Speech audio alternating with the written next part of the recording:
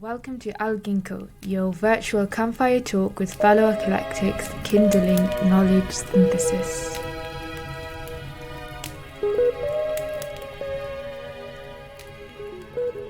Assalamu alaikum wa rahmatullahi wa barakatuh. Wa alaikum salam wa rahmatullahi wa barakatuh.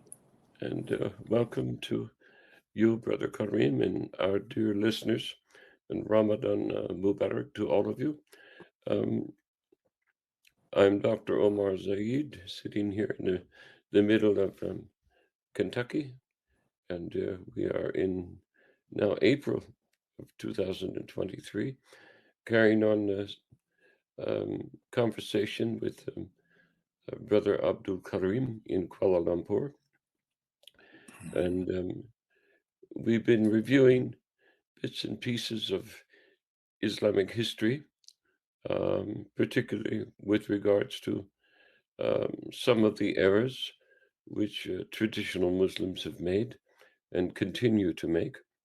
And we're doing our best to indicate those errors and try to also indicate corrective measures.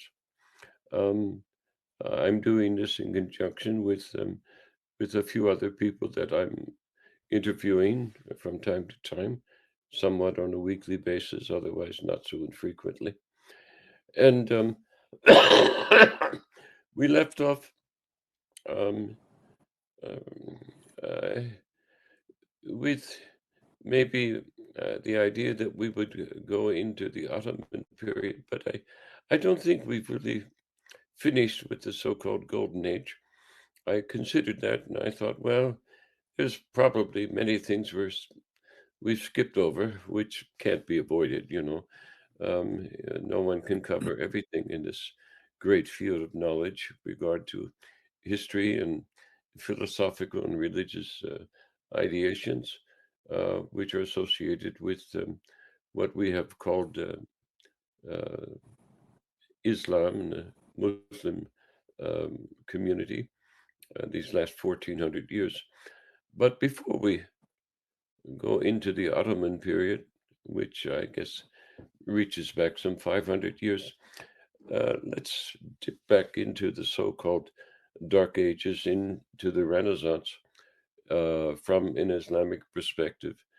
And I'll just give you an example of some of one influential individual that I'd like you to just give an example from my knowledge, who influenced the Jewish movement, which has always influenced Muslims directly, surreptitiously, or otherwise. Politically, it doesn't make any difference.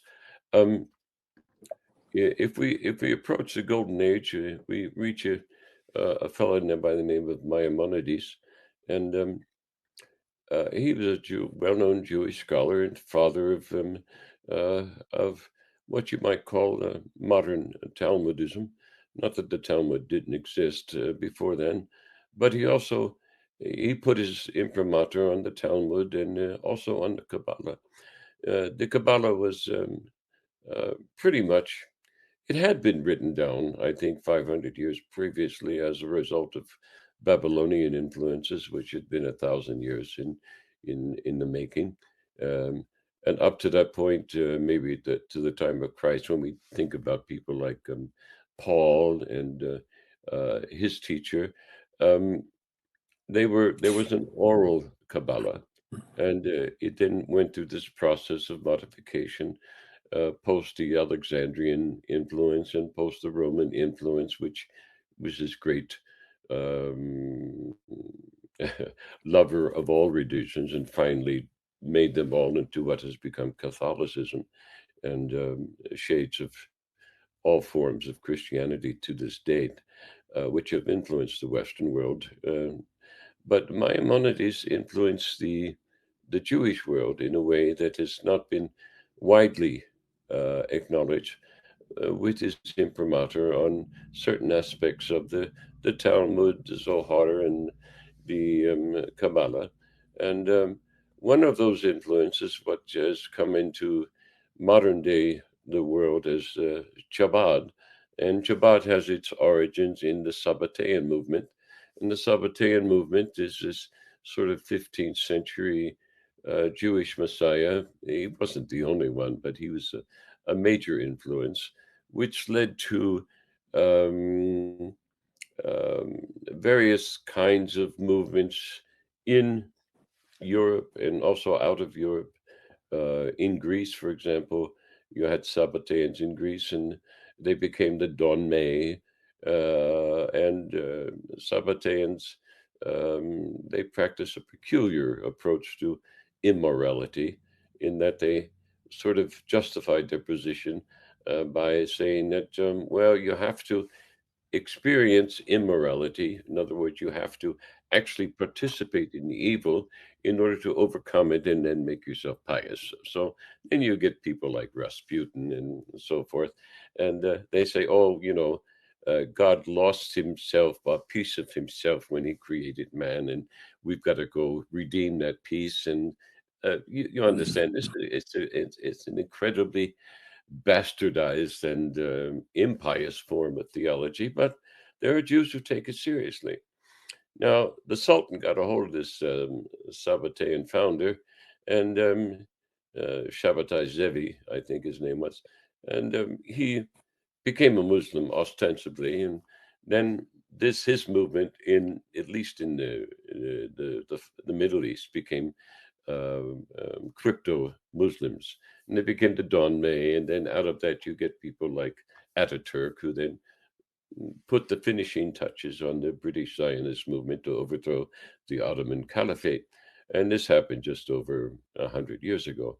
And many people don't understand or know these things or comprehend them. But in any case, that's the influence of just this one man, Maimonides, who also influenced the Khazars and told them, "Hey, look, you've got to when you become Jew and you want to overcome your enemies in the West and in Russia, you have to pretend to be like them. So you have to become priest, you have to become psychologist, you have to become all of the professors and pretend to be good Christians in order to subvert their cultures and subvert their politics, and then come uh, into dominion by pretending to be them. So this is a form of hypocrisy. Now, as we come out of the Dark Ages and into the Renaissance, and which spans this wonderful period called the Golden Age into Andalus and other aspects of Islam at that time, there must have been comparable Muslim movements who did two things. One, tried to subvert Islam, and two, tried to preserve it.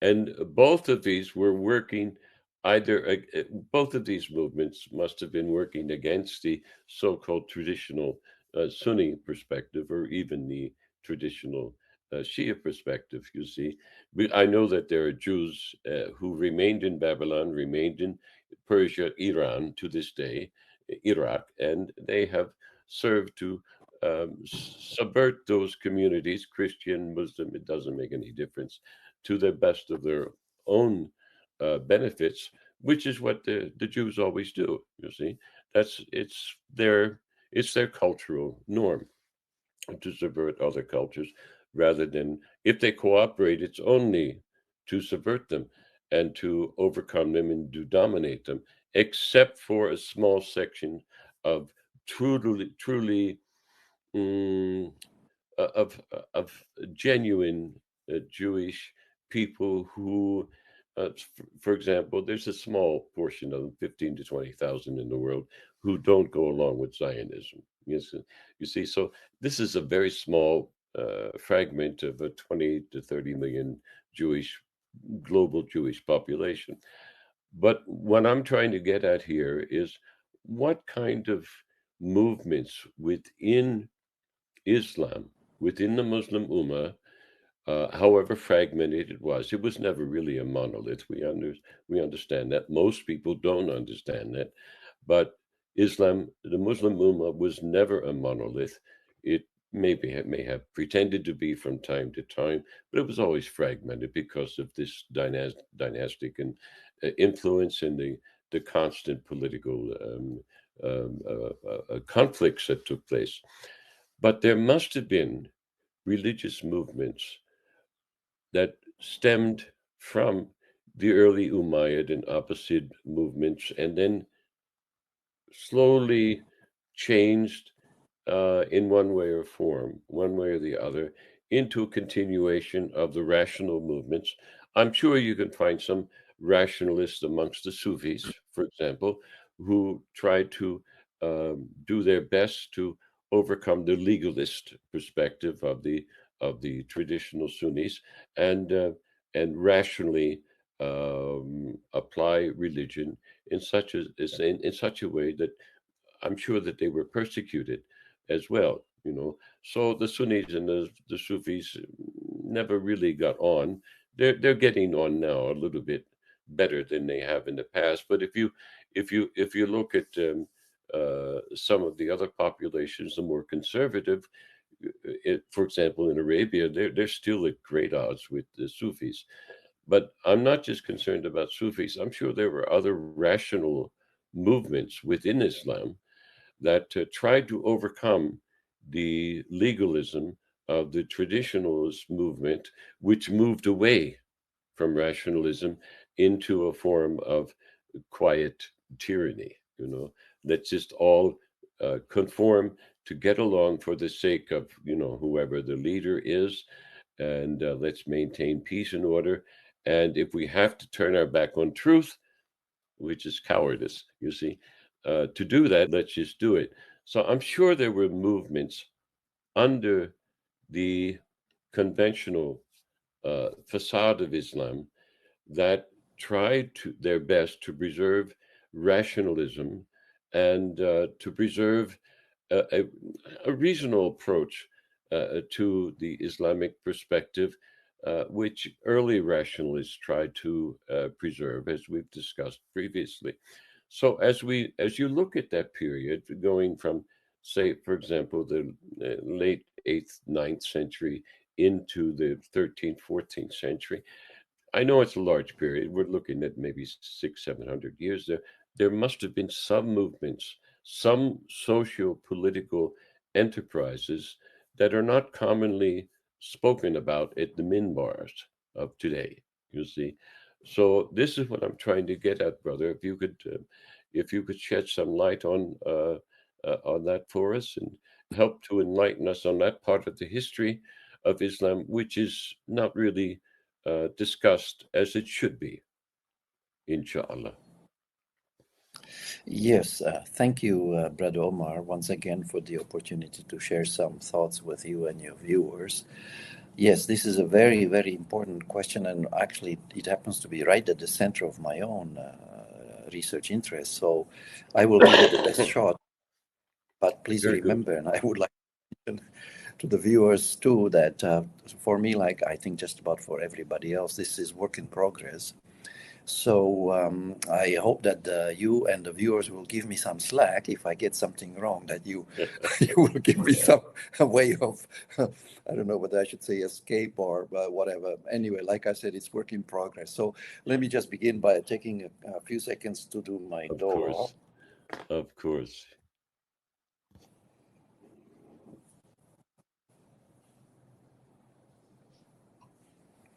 Right. So once again, perhaps I can begin by mentioning that this question in particular is quite interesting to me personally, because, as you know, I come from a background in philosophy, political philosophy, and I used to associate it with people that I prefer to refer to as the friends of Leo Strauss. Mm-hmm. And Leo Strauss himself actually was very interested in Maimonides, the fellow you mentioned earlier, Mm-hmm. and also in Benedict Spinoza. Both of them were Jews.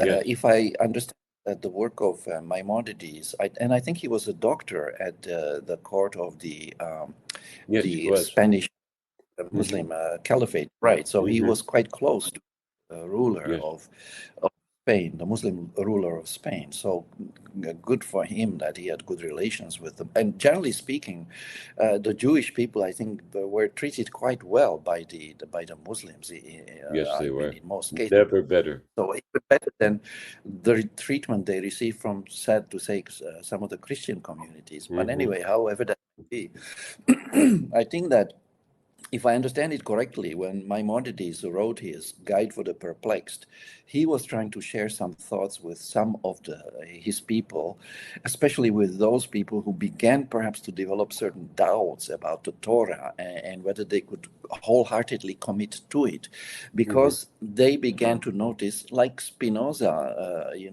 did. They began to notice some discrepancies, in the Torah, and he wanted clarify and maybe remove these doubts, from their hearts and minds. And so I think he tried to assure them that, look, the Torah is still, it is a valid book, and these sort of areas of discomfort can be approached in this way, and this is how we can, remain faithful Jews and not drift from the Torah because of these seeming problematic passages, in the book. And Spinoza later on, Baruch Spinoza, in his theological political treatise. And by the way, Leo Strauss wrote his first book on Spinoza, Spinoza's Critique of Religion. So I think I read the book, and it's very worth reading. And I think Strauss also tried to, as it were, I could be wrong, of course. The friends of Leo Strauss perhaps are best left to speak for themselves. But as far as I understand, the purpose of the book, it was to offer a kind of defense of, Judaism or Torah in particular, and try to fend off some of the criticisms that Baruch Spinoza was leveling or raising, some doubts that he was raising about the Torah. And I recall, by the way, the book, Theological Political Treatise, and of course Strauss's book as well, are both very well written. They are both very clear writers, although Strauss mentioned that he, believes that, in this so-called esoteric writing, so you may need to look a little bit harder than you would. Perhaps he said that partly because of what happened to Spinoza after he wrote this treatise. You see, Spinoza, after this book became public, he was denounced by the Jewish community of his time and basically excommunicated. And you mentioned yourself that he was made to lie down at the door of the synagogue, and everybody stepped on him as they were going out, as a symbolic way of indicating that he is a very bad fellow, so to speak, because of what he. Because he created these doubts, you see, by thinking about the Torah, you see. So here again, we see a sort of pressure from the community on people who could come across as dissidents. The pressure is not to think too much, or not to think so much, or don't try to be too rational or too rationalistic. You have to take things on faith, and we see it every day. I in fact see it even in our clubhouse discussions. One of the brothers even told us that when he popped into one of the Sunni rooms on Clubhouse, he was explicitly told, and this is a verbatim quotation, he was told, stop thinking. You see, he was explicitly asked to stop thinking. But of course, thinking, it's something difficult, for people to, especially people who enjoy thinking. So what I'm getting at with this is that, you see, at the bottom of this, all these, questions and issues, is the basic question is, what is the relationship between reason and revelation here? How do we, human beings who have been endowed with a rational faculty by Allah, how do we approach a text that presents itself to us as a revealed text, whether it is the Torah or the Injil or the Quran? What is the right way to do? And by the way, there's a fellow in the US, his name is Michael Sells. He has an interesting book on the subject. I think it's called Approaching the Quran. He was a professor at University of, I think, South Carolina, is it? At Chapel Hill.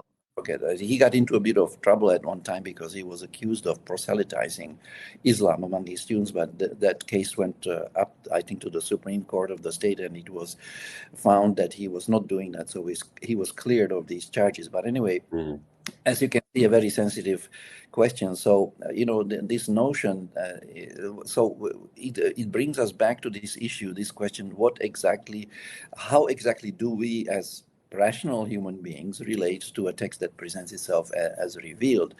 And in this connection, I recall one video where Brother Yasir Qadi, mentions that the problem with the Muqtasim, so-called rationalists, was that and this is practically verbatim, he said I quote, they placed reason above revelation, end of quote. Now, what do we do with a statement like that? Well, perhaps some did place reason above revelation. Perhaps some of them did claim that reason can arrive at the same conclusions as we find in the Quran.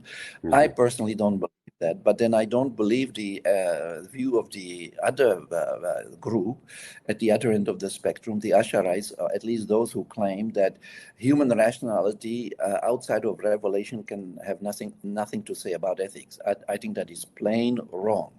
Unfortunately, because we can deduce a system of ethics, for example, without reference to revelation, simply by looking at the consequences of different actions. If I, for example, began abusing drugs on myself, and then I ended up as a junkie and destroyed human beings because of my abuse of these substances, of course, you can draw a conclusion from that you should not, use intoxicants and don't abuse any substances, so that there's a moral lesson to be had.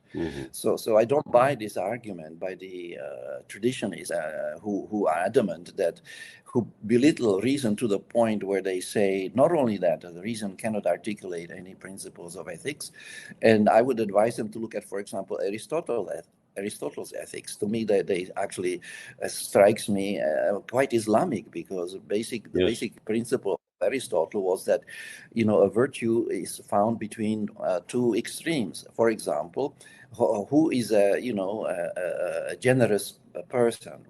So it's one who neither spends too much or is not too stingy. The two extremes are, on the one hand, I hate to spend, I become like Scrooge, in Charles Dickens' story, or I become a spendthrift and then I go broke because I spent all my wealth. So he says that a generous man is the one who, stays in the middle. He follows the golden mean. That is the golden mean. And even our refers to the umma, the Muslim umma, as the ummatan wasatan. Interestingly, right in the middle of Surah Al-Baqarah in verse 143. So yes, we as Muslims are supposed to be the ummatan wasatan, the moderate, the middle ummah, the ummah of the golden mean, and this is also confirmed, for example, by Mustafa Akil in his book called Islam Without Extremes. So now to come back to your question at the beginning, one of the questions was that, were there any groups in Islamic history that were, standing up for the cause of reason and rationality? Absolutely, definitely. And here I can once again recommend an article, in fact, written by Mustafa Akil about early rationalists in Islamic history. I think you can Google it, find it online. I think it was published or is published on the website of the Cato Institute, where now he is, I think, a senior research fellow. And there he makes a very interesting point, and he helped to clarify some of the issues I myself have been struggling with, because when you read sort of neo-traditionists like Taha Jabir al-Wani, whose work I really appreciate, and I build on it, and of course I have some differences. For example, he's almost completely silent about jihad. Why this deafening silence about jihad, especially jihad al-talab? Shouldn't we have analysis of that? But he does good work in other areas, like the relationship between Quran and Sunnah, the issue of apostasy and what have you. And he's particularly strong in his critique of taqlid and, trying to revive ijtihad and what have you. But when you look at analysis of what went wrong in early intellectual Islamic, early history. How do I put this? My goodness, early Islamic intellectual history. He uses the conceptual framework whereby he pits the rationalists on the one hand and whom he calls the Ahlul al-Ra'i, the people of opinion. Although the word Ra'i, its root actually refers to seeing. He compares the people of opinion or Ahlul al-Ra'i to the Ahlul Hadith, who are the traditionists. So here we have a kind of a framework whereby there were two camps, and I think roughly speaking, the Ahlul Ra'i, or the people of opinion, we can also designate them as the people of reason, because I don't think you can get arrive at an opinion without the use of reason, although I suppose you could simply adopt it without reflection. Anyway, the representative of the people of reason, the Ahlul Ra'i, I think would be Imam Abu Hanifa, and the adversary here, the representative of the Ahlul Hadith would be Imam Al-Shafi. So, of course, Shafi lived after Abu Hanifa, but so they had this debate. The debate was partly about what is the best way to approach the Quran. Of course, the rationalists would argue that, well, you use your brain and you approach the Quran directly without the intermediation of tradition. Now here the Ahlul Sunnah or the Ahlul Hadith will say, no, that's not good enough. Why? Because reason, your akal, your intellect is unreliable. It is prone to be, they actually take a kind of a Freudian, or you might say almost, a view of the human psyche or soul, however you want to call it, psyche. As you could recall, Freud postulated basically that the id rules the person, and that the human reason, unlike what the Socratics used to argue, human reason is not in control, but emotions are in control. In particular, the sex drive, according to Sigmund Freud. Of course, I think they're wrong, but that's another issue. What I'm trying to highlight here is that the Ahlul Hadith also sort of downgraded reason as something unreliable, and that you're suggesting that when we say that we are using reason, we are actually following our desires, you see. So they even they even translated the word hawa, which means desire in the Quran. And I discovered this when I was writing my paper on critical thinking, which has now been published. It's in the public domain. I think it's called Enhancing Critical Thinking Among Muslim Students in Institutions of Higher Learning. I discovered that the word hawa, which the traditionists render as capricious opinion, that is how they translate the word hawa. Oh dear. But when you look into capricious, when you look capricious, exactly, that's the key word. Underline that one. I think the Stoics would have trouble with that. Yeah. So an opinion, you see, because you need the akal, the intellect, to arrive at an opinion. But when I looked into the Hanswehr dictionary, along with a friend, a colleague whose Arabic was better than mine at the time anyway, we discovered that the word hawa, yes, it meant lust, it meant desire, it meant caprice, it meant impulse, but none of the word opinion was not among any of the connotations, you see. So the way the traditional ulama rendered the meaning of this word hawa, because we do have a passage in our Quran where Allah Ta'ala says, La tattabi'u ahwa'akum. That means do not follow your desires, or do not follow their desires. There's another expression. So the ulama have translated this to mean do not follow your capricious opinions, you see. They inserted that word opinion into the sentence, thereby effectively prohibiting people from expressing their opinion on the Quran, and thereby in a way monopolizing the discussion of the interpretation of the Quran among themselves, and preventing access of so-called lay people to the Quran. And we know that the traditional ulama actually openly, unabashedly tell people, if you try to read the Quran by yourself, Satan will be your guide. In other words, they always advise, always read the Quran with the help of some alim. Now they appoint an intermediary between you and Allah, and they're asking you to put your trust in the intermediary, while Allah Ta'ala in the Quran clearly says that, how does it go in Arabic? in Allah yuhibbul mutawakkilin. Allah loves those who put their trust in him, not the scholar or the Sahaba or any of the Imams, you see. Yes. So what I see here, as also Brother Omar Ramahi pointed out in his book, excellent book called Islam and the Muslim's Greatest Challenge, Choosing Between Islam and Tradition, just published, I think, in 2019. He points Oh, out that's this. very recent.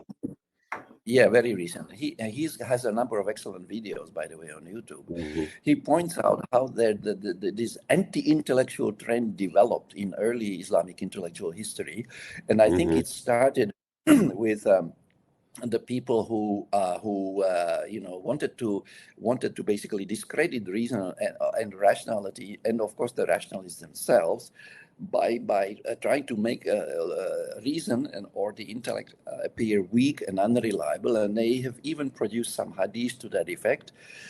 These hadiths are, for example, quoted by Abdullah Zaid in his book called The Qur'an and Introduction.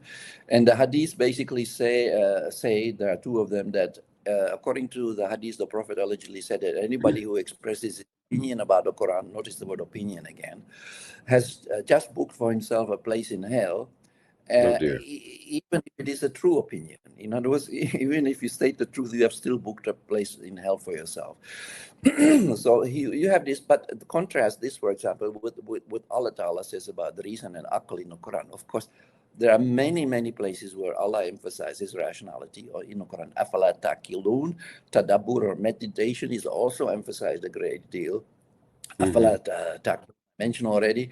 And then we have verse 100 in Surah 10, which says that Allah will place ridges or abomination or confusion on the people who do not use their reason. Allah will place confusion on the people who do not use their reason. And I think that is exactly what happened. When the Muslims community, I mean the mainstream or the anti-rationalist part of the community, abandoned reason, it didn't take long for them to abandon the Quran also. And this is confirmed, almost all of it, and this is confirmed even by Sunni scholars, specifically by Taha Jabir al-Wani, who writes in his 2017 book, Reviving the Balance. The book was published a year after he passed away, may Allah bless his soul. He himself states that the Ummah abandoned the Quran almost entirely, end of quote. This is practically verbatim. And so then my explanation why they abandoned it is because they fell in love with the traditions. They became enchanted by the Sunnah, the Prophet, and the life of the Prophet. And also another reason, perhaps this was the first reason, that they reduced their reliance on their own reason. So the result of this, shying away from using our intellect to understand the Quran is going to be, I don't see how you can arrive at any other conclusion that I'm going to begin to misunderstand the Quran. How can I possibly understand anything of the Quran without using my brain? And I have seen it at the university. I tested one young person, asked this person to recite the Fatiha line by line. She could not translate a single line of the Fatiha. So I said to her, you mean you have been saying this for 17 times a day for how many years, and the thought never crossed your mind that you would like to know what it is that you are reading? So Quran illiteracy is a massive problem in the Muslim community. So like I said, so this is partly a result. Yeah, even today, absolutely. Yes. So just to sum up, one other group I haven't mentioned yet are the Ahlil, the Mutakallimun, the Ahlil Kalam. Sometimes they are known as the theologians. They are considered to be the precursors of the Mu'tazilites or the rationalists. The Mu'tazilites were known as the people of Tawhid and justice. Of course, they were also rationalists. So I would suggest that the Ahlil, sort of the Mutakallimun, Ahlil Kalam here stands for the Quran. So the Ahlil Kalam were in fact Ahlil Quran, you see. So the real debate back then was as much between the Ahlil Quran and the Ahlil Hadith as it was a debate between the Ahlil Al-Rai or the rationalists and the traditionists. So in fact, I've come to the point now that I basically classify these three groups as a single group, of course, as with some differences. So the rationalists originally as they were represented by Abu Hanifa, but then he was later kind of, the Madhab changed a little bit over time. But I would classify, at least initially, the followers of Abu Hanifa as rationalists, but also I would say that they had a great in common with the Ahlul Kalam. By the way, the Ahlul Kalam would not accept any hadith. They completely rejected hadith in total. Abu Hanifa, there's a small difference. He would accept some hadith, but very few. The hadith that he would accept were the so-called verbatim hadith, and this is documented in a book by Daniel Brown, not Jonathan Brown, by the way. There are two different Browns. I recommend Daniel Brown. Jonathan Brown is another cup of tea, but let's leave that aside for now. Daniel Brown points out that, and by the way, he uses that dichotomy, Ahlul Quran versus Ahlul Hadith, which is in contrast to the dichotomy used by Tajabil Alwani, which is the rationalists versus the Ahlul Hadith. So they both agreed that at one end of the spectrum, we have the Ahlul Hadith, but the other end of the spectrum, Taha Jabir Alwani refers to these people as the rationalists, and Daniel Brown refers to them as Ahlul Quran. So we actually have to remind from time to time to some of our Sunni friends on Clubhouse when they tell us that we Quran-only people are doing bid'ah because there were never any Quran-only people in the early days. Well, my response to them is, brother, do you know who was the first Quran-only person? Do you know who that was? That was a very famous person. Do you know who I'm referring to? It was the Prophet himself. Didn't he follow the Quran? And didn't he followed only the Quran? So you see, there's so much. Did he follow Bukhari? Please tell me, or Tirmidhi, or Nasai, or any of those other. You are following Bukhari and Nasai and Tirmidhi, and you think you are following the Sunnah of the Prophet? Please think again. Muhammad also, peace and blessings be upon him. He also knew something of the Torah, you see, of course. He then used this knowledge to convict the Jews who betrayed him. You see, so some of the Jews, they didn't all. Yeah, he was following not just Quran, but what the Quran came to confirm and to correct. You see, absolutely. This is something that people forget and they don't think about. But let me turn your attention to, for example, Salahuddin Ayyubi. He had a teacher, a mentor, and I don't recall his name, and the Arabic name is not going to stick with me anyway. But when he was asked, after he defeated and cast the Fatimids out of Egypt, and they had to go their own separate seductive ways, becoming the assassins and whatever else, then, bled itself into the Shia movement, which was never Shiite to begin with, but it has become so. Salahuddin cast them out, and then he went about the business of cleansing Jerusalem of its invaders.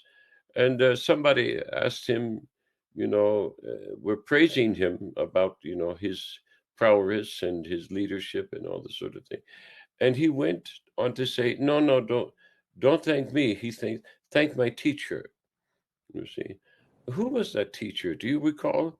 And what kind of movement was he a part of? Because whatever Salahuddin did, it must have been an attempt to return to al-Islam as he understood the Prophet to have established. And that's what I'm trying to get at.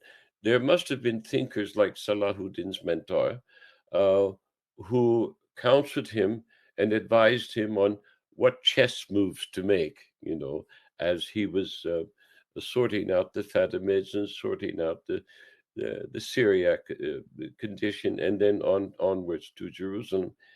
There must have been movements at that time that, sort of led us forward then into the Renaissance and into what Islam was able to preserve of the ancient knowledge and act as a sort of midwife, you see, to preserve this knowledge and yet maintain itself. Because in order to preserve the knowledge of the ancient world, you had to use your mind. You couldn't just be a legalist. Most of the legalists I know, they're as far away from science as the East is from the West. And if we're looking at this particular period that I'm talking about, there were men of science there. There were men of science. They had to be rationalists, you see.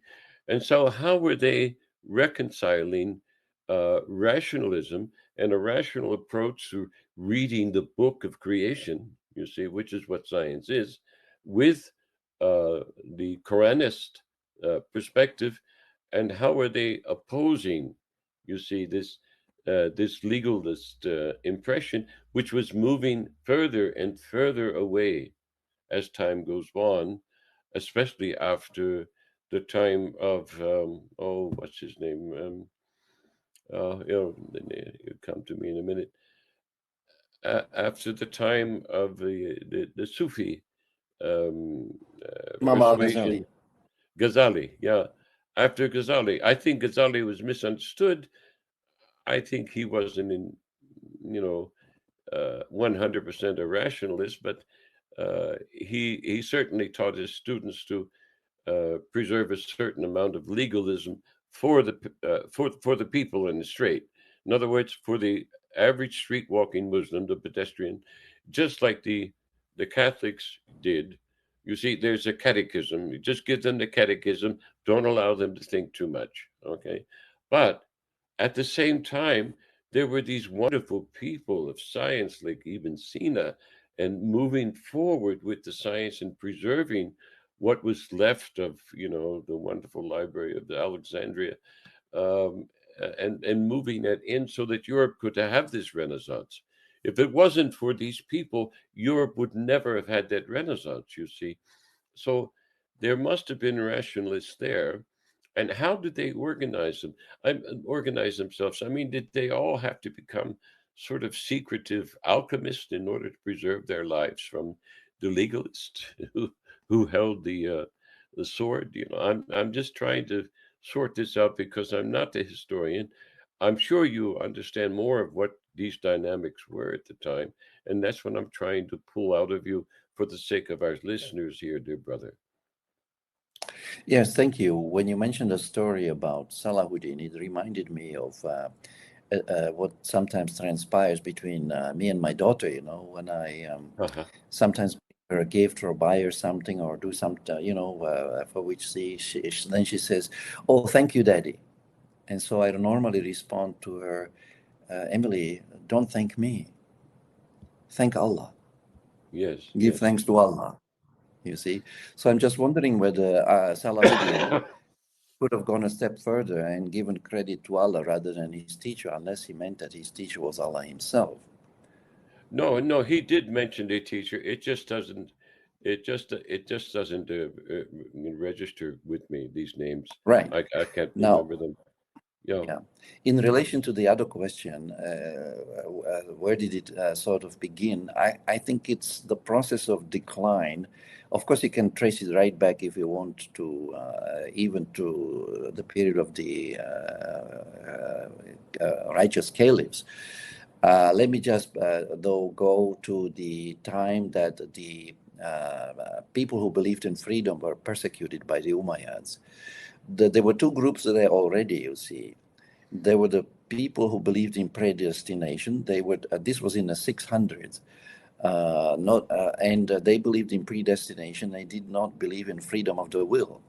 Then there were the Qadarites, who were the people who believed in the freedom of the will. Now, the Umayyad caliphs felt threatened by the doctrine, by the teaching that people have freedom to choose. So they Hmm. supported the Jabarites, which were, I think, the precursors of the Ahlul Hadith, because Hmm. most of the Ahlul Hadith later on, including Imam Al-Ghazali, by the way, accepted the doctrine of predestination on the basis of their rejection of causality.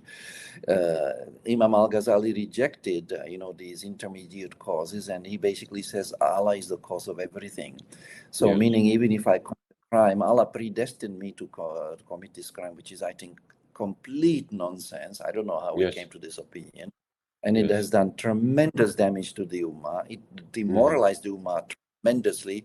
And it's one of the biggest problems in so-called Aqidah of the Muslims. You see, the belief system was very seriously corrupted with the adoption of the doctrine of predestination. Dr. Omar Ramahi has an excellent video on it on YouTube. Is there predestination in Islam? And he shows how, this qada and qadar was added on to as a pillar of iman, despite the fact that verse 177 of Surah Al-Baqarah makes absolutely no mention of it. He traces this notion of predestination to a couple of hadiths, I think one in Sahih Muslim and the other one in Bukhari. But anyway, what I'm trying to say that the tension that the two camps, there were already two camps very early, of course, apart from the camps of what later became the Sunnis and the Shia, and those fratricidal wars. The first fitna and what have you, the Battle of the Camel and the Battle of Siffin and the other fitnas. Apart from those differences and tensions, which were very political, there were, of course, also these intellectual tensions, but they also had a political manifestation. And a proof of that is, for example, the beheading of the leader of the Qadarites by Marwan, one of the caliphs. And the person who was beheaded, the leader of the Qadarites was a fellow called Mohammad Al-Juhani. And this professor from Pakistan, his name is Pervez Hoodboy, does an excellent job in explaining the persecution of the rationalists by the traditionists in a book called Islam and Science, which is accessible online in PDF format. And it's not a very big book. So this struggle between the people who believed in freedom and the people who believed in predestination kind of morphed into a tension or a conflict, if you like, or a clash between what we call now the rationalists or the Ahlul Quran. I kind of put them in the same basket, so almost with some minor differences, on the one hand, and the Ahlul Hadith, you see. And this carried on, and the Mu'tazilites also belong to this group. So now, yes, the rationalists had to escape and protect themselves. I Yes. think that book, Islam and Science, Pervez Hoodboy gives an example. I think it was it Al-Kindi who aroused some ire among the military who came after him into his house. Luckily, a friend warned him, so he escaped from his house. They didn't catch him, and he took refuge, inside in a friend's house, and they basically ransacked his house, and then there were others whose books were burned. They were chased out. Even Ibn Rushd, who is known as a rationalist, basically in Spain, he also was chased out, and of course Ibn Sina also experienced difficulties. One of the scientists was hit over the head with one of his books so hard that he lost eyesight in one of his eyes. And of course we also know that in 786 Musa al-Hadi committed the massacre of rationalists when 5,000 philosophers were executed for the crime of basically thinking. So under the Umayyads, the crime was believing in freedom. Under the Abbasids, the crime was believing in being a thinker, and not just any kind of thinker. The Abbasids did not leave out freedom that the Umayyads would persecute, because the Umayyads felt threatened. They thought if the people begin to get the notion that they have a freedom of the will, they may decide to change us as their government, you see. Yes. So the Abbasids basically condemn the so-called zindiqs, or people who are known as the free thinkers, you see. So a free thinker is, you have both concepts there. You have the concept of freedom and you have the concept of thinking. So both freedom and thinking became crimes, according to Musa al-Hadi. This persecution of thinkers took place in 786, as I said. It's documented in a book published by Oxford University Press, edited by Charles Kurtzman.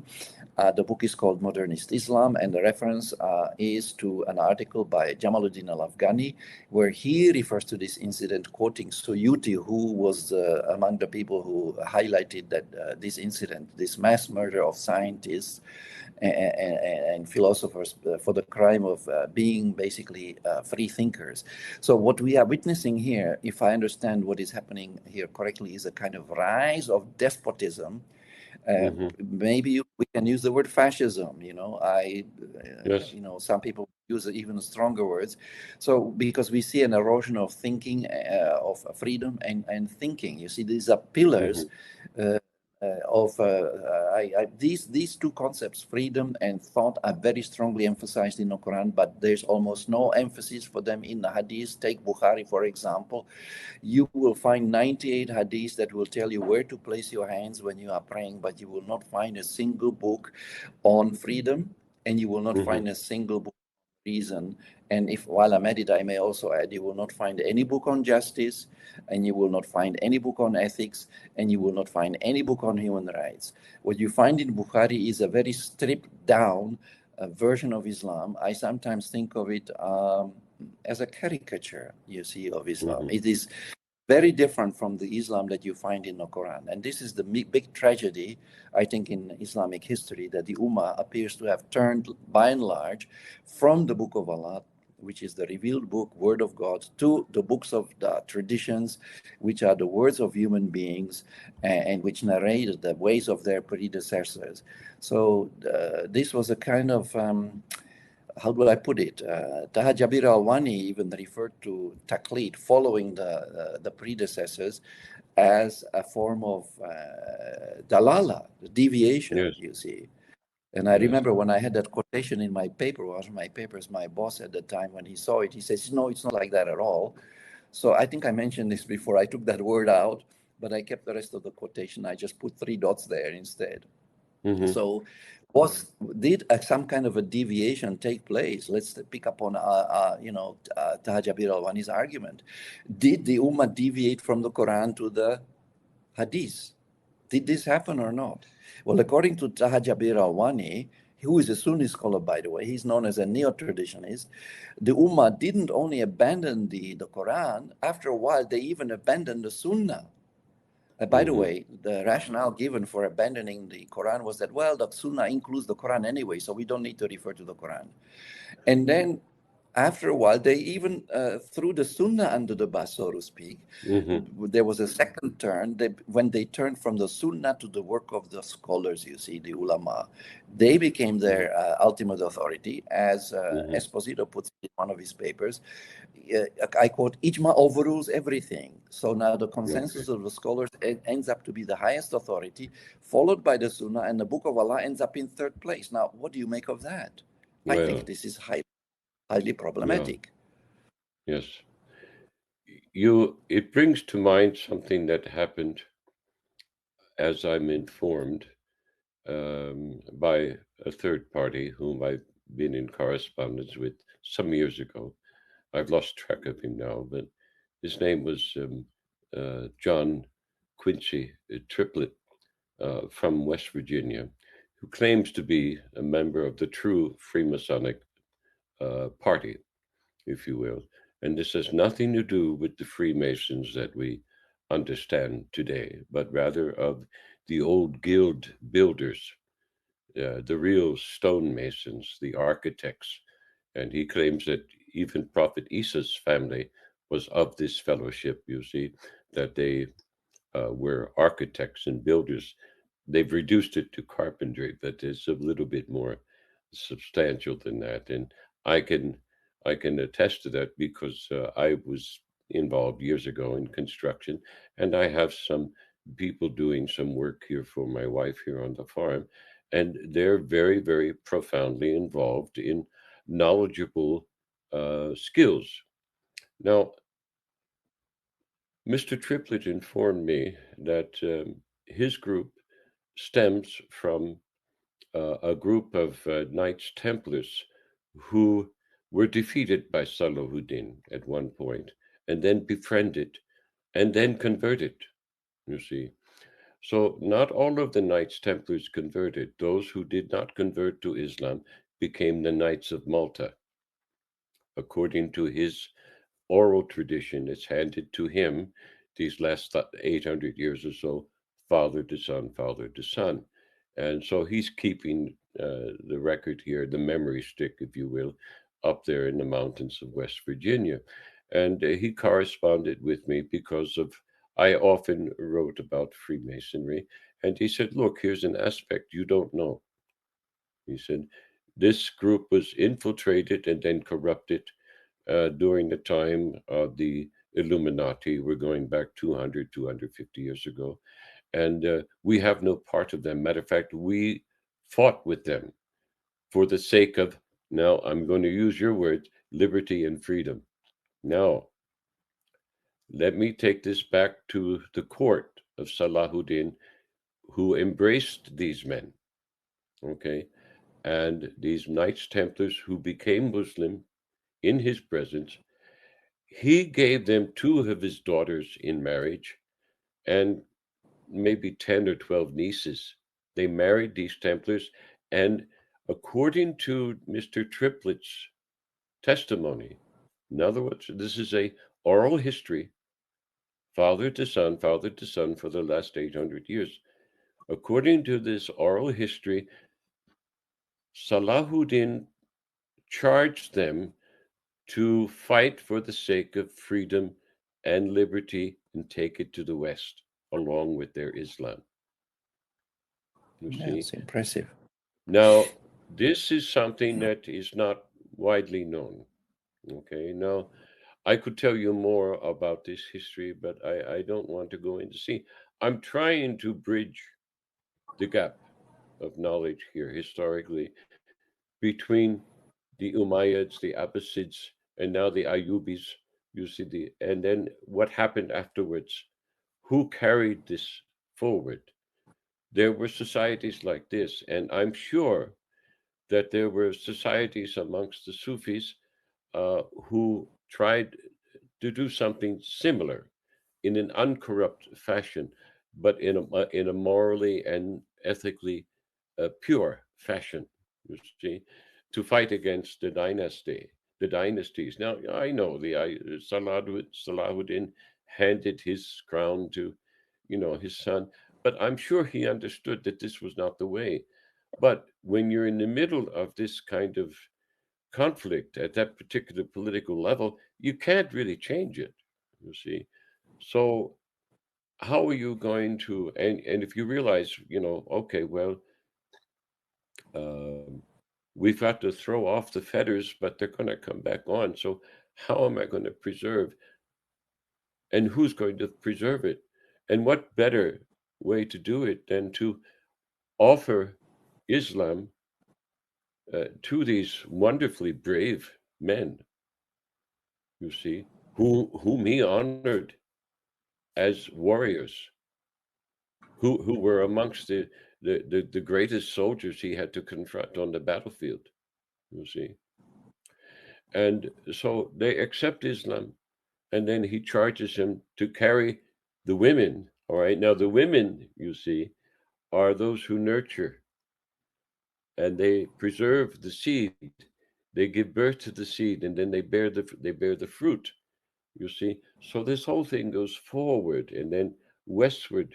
You see, I know it's all been buried in the muck of rewritten history, but I'm trying to get at the core, the archetypal core of what our prophet, our beloved prophet, established and who was responsible for carrying that forward.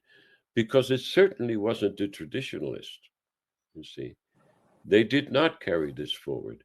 They're the ones who established false records, false hadith, and false confessions and apologies for oppressive dynasties who then forced the people to accept a sort of futile fatalism as an apology for predestination. Well, this completely overrides reason, you see. And so here I'm saying, well, Salahuddin handed a portion of Islam to these men from the West and said, please, you are rationalists, you are soldiers, you are warriors. Please carry this forward, carry it in the West. I'm not going to be able to. I've got to fight these fools. See, I have to fight these stupid fools. and I'm going to be too busy to try and preserve this. But you can take my women, take my daughters, take my nieces, take the seed of Islam and take it to the West. Now they did this. Mr. Triplett said they did it, and they did their very best. They did their very best to preserve it as Muslims on American territory, in the presence of men like George Washington, who was one of their brothers, you see, at the time. These are the very same men that manufactured the rifles that allowed him to win the Revolutionary War against Britain, who by that time were already British Zionists, you see. So this is an interesting connection. Now, if you've read any of my books, you know I wrote this little book called the Forgotten Saints, which on the Gospel of Barnabas, and that builds a bridge between Isa and what became the time of Islam's inception through Muhammad, you see, and the restitution of the kingdom of God, which Isa said is coming. It's at hand. Wait for him. He's coming. His name is Ahmad. He announced it to all of Jerusalem, you see. And so those people who accepted Muhammad, they were disciples of Isa who were waiting for him. They knew he was coming.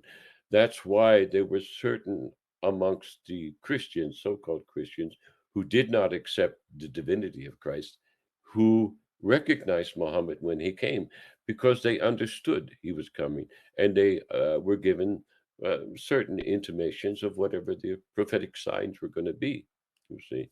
So they confirmed him, and Khadijah was amongst their fellows. Khadijah was one of them, you see.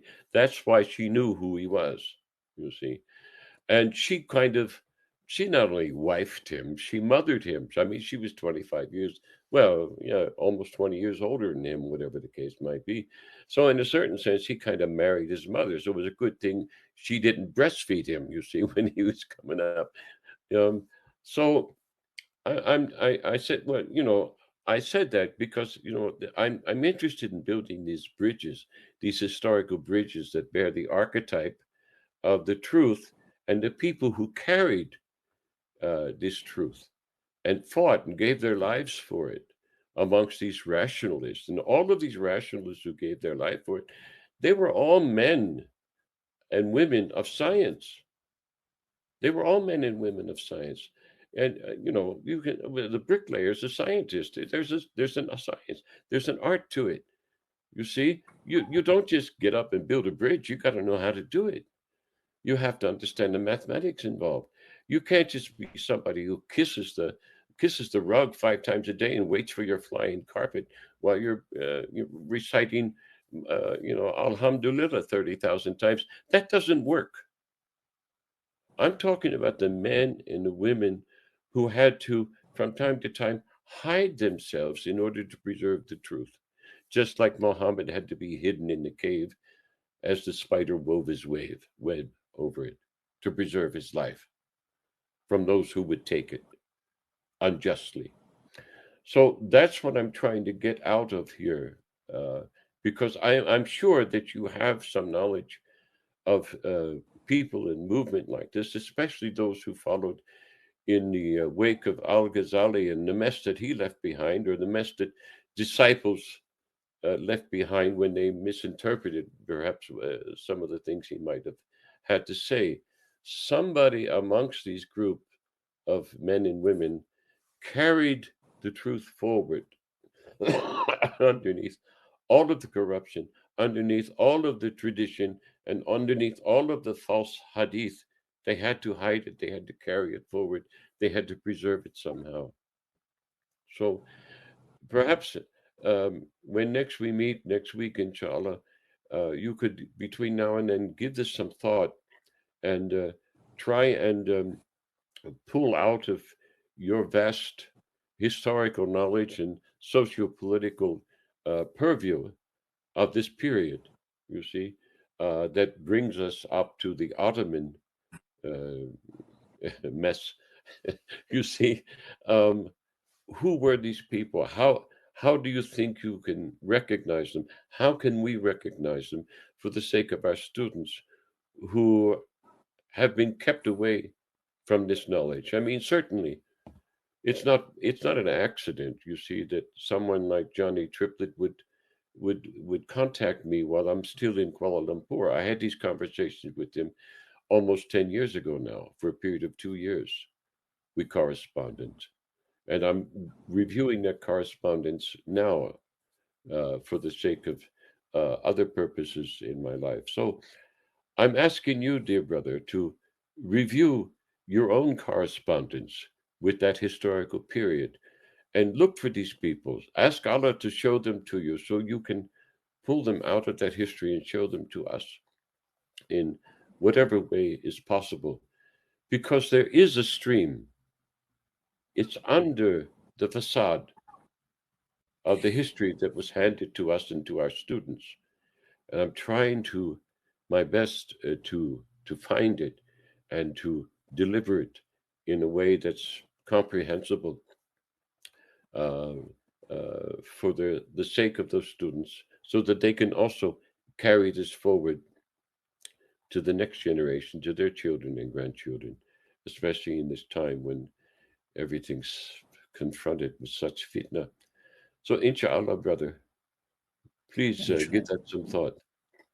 Yeah, I will, inshallah. Thanks for the suggestions. Yeah, I will give it some thought. In fact, I have been giving it some thought, but that's a good question, because the question of what the period between Al-Ghazali and Muhammad Abdu, yes, I think we need to see if there were any rationalists there, because Yes, so of far I course. haven't. But I'll have a look. Maybe I didn't overturn enough stones, so to speak. Okay, I'm gonna At I'm this, gonna send you back to the riverbank. Make you go look at these stones and turn them over. Mud and but all. this time I'm hoping to find something good rather than the other stuff. Inshallah. So, with that having Inshallah. been said, brother, thank you once again for My pleasure. sharing your knowledge with us. And And I'll thank you for say, having me. wassalamu alaikum wa rahmatullahi wa barakatuh. Until next week. Wa Inshallah. Walaikum salam wa rahmatullahi wa barakatuh.